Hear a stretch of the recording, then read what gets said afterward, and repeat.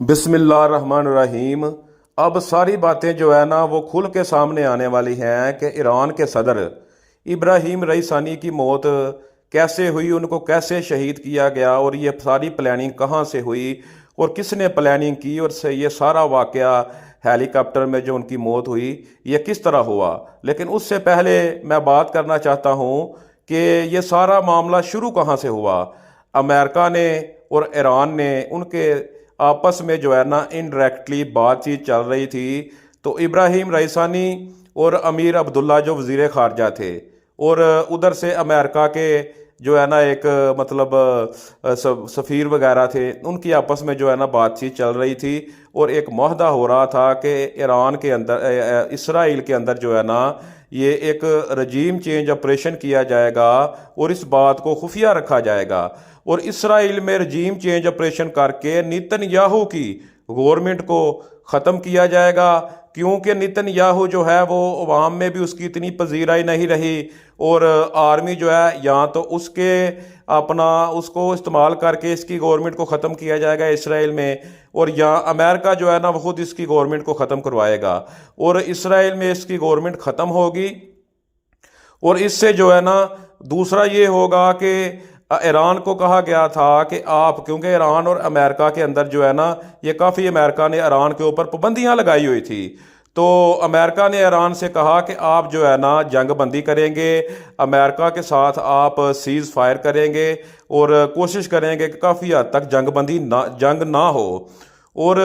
दूसरा आप ये करेंगे कि आपके ऊपर, ईरान के ऊपर जो है ना अमेरिका ने पाबंदियां लगाई हुई थी कि आप तेल एक्सपोर्ट नहीं कर सकते। तो जो है ना उन्होंने कहा था कि ये पाबंदियां ख़त्म होंगी और आप तेल एक्सपोर्ट कर सकेंगे। अगर ईरान तेल एक्सपोर्ट करता तो इसका फ़ायदा जो है वो मुसलमानों को होना था और सारी दुनिया को होना था, गरीब आवाम को होना था,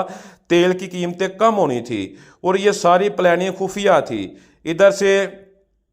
कोई अली बलगारी साहब हैं, वो गुफ्तगू कर रहे थे, ईरान की तरफ से नेगोशिएटर थे और वो गुफ्तगू कर रहे थे, सारी ये सारा मामला चल रहा था। लेकिन ये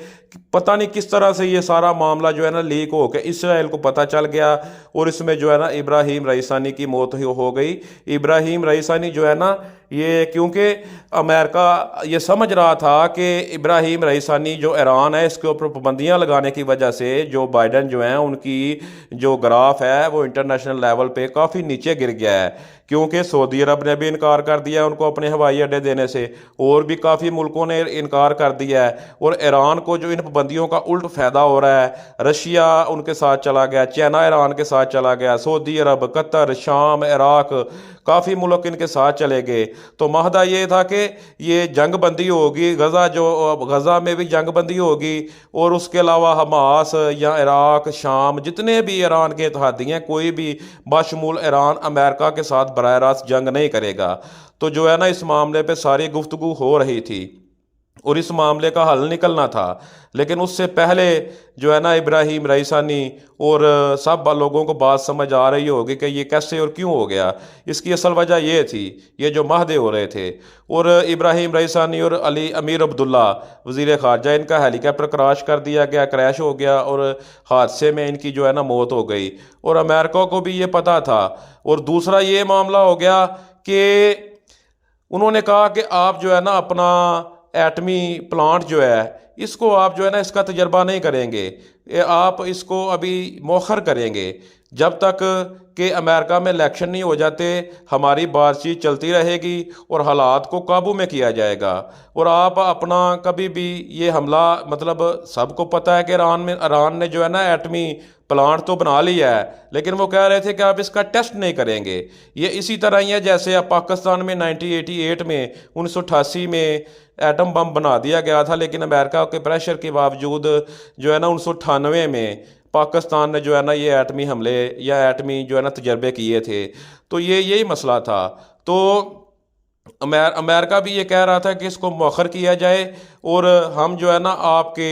मतलब ईरान के पास एटमी पावर प्लांट, तो उन्होंने एटम तो बना लिया है, वो ख़त्म तो नहीं करेंगे, लेकिन वो कह रहे थे कि हम जो है ना इस मामले पे बैठ के बात करेंगे। तो ये सारा मामला चल रहा था, लेकिन इस सारे मामले में वो लीडर कि जो मुसलमानों का लीडर था, मुसलमानों का हुक्मरान था, ईरान का हुक्मरान नहीं था, वो मुसलमानों के लिए लड़ रहा था। और ये जो माहदे कर रहा था ना, ये सारे मिडल ईस्ट में जंग बंदी होगी, इस सारे खित्ते में जंग ख़त्म होनी थी, मुसलमानों की जानें बचनी थी, हमास में जंग ख़त्म होनी थी, फ़लस्तीन में जंग ख़त्म होनी थी, और इसराइल की गवर्नमेंट ख़त्म होनी थी। और इसका फ़ायदा सारे मुसलमानों को होना था, सारे मुसलमानों की ताकत बढ़नी थी। लेकिन